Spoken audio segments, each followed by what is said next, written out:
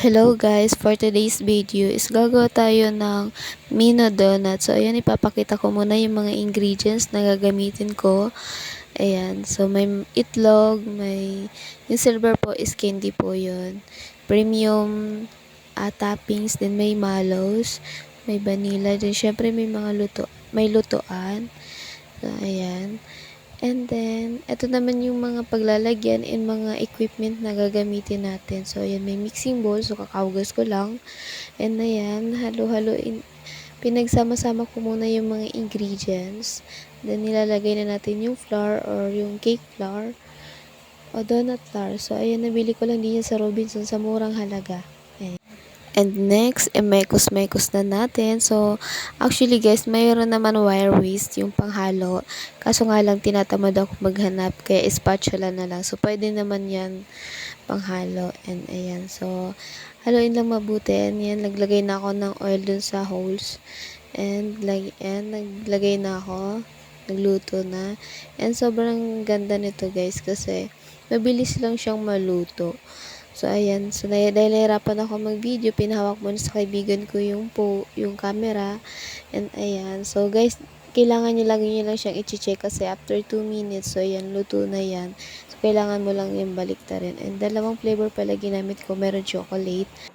Then, nagtunaw muna ako ng choco chips. So, para, ayan, para gamitin natin na pang topping. So, ayan, nahirapan ako mag-toothpick. And, kaya gumamit na lang ako ng tong para i-dip. And, ayan. So, dinip ko na rin siya sa sprinkles para maganda tingnan. And, talagang parang totoong donut talaga. So, ayan. Nilagay ko na rin sa canister or sa lagayan. And, ayan. So, hindi ko na pinakita lahat, guys. Kasi, nahirapan ako mag-video. So, ayan. And, this is the finished product. Charing. So, ayan. May iba-ibang toppings, may chocolate, then may yung classic.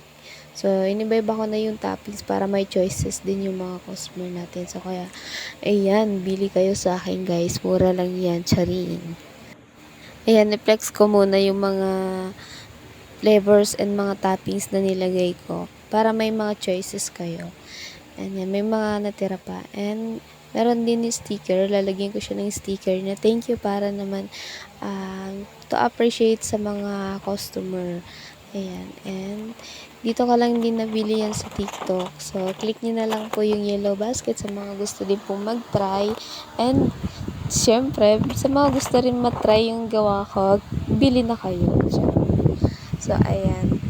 Nahirapan ako maghawak ng phone, kaya pinatayo ko na lang yung phone and then, ayan, nagmekos-mekos ako ulit.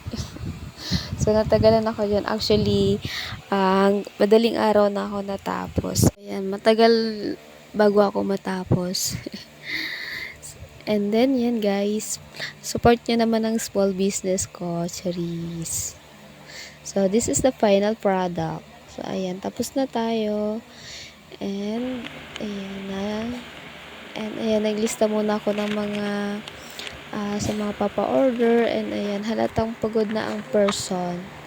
So, ayan, nilagyan ko na rin ng mga price. So, mura-mura lang yan, guys. Kaya, ano pang hinahantay nyo?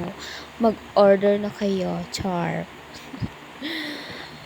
And, ayan, guys. Nakasimangot na ang person. So, ayan na, binidyoan ko ulit. And ayan, time check. So, tapos na tayo.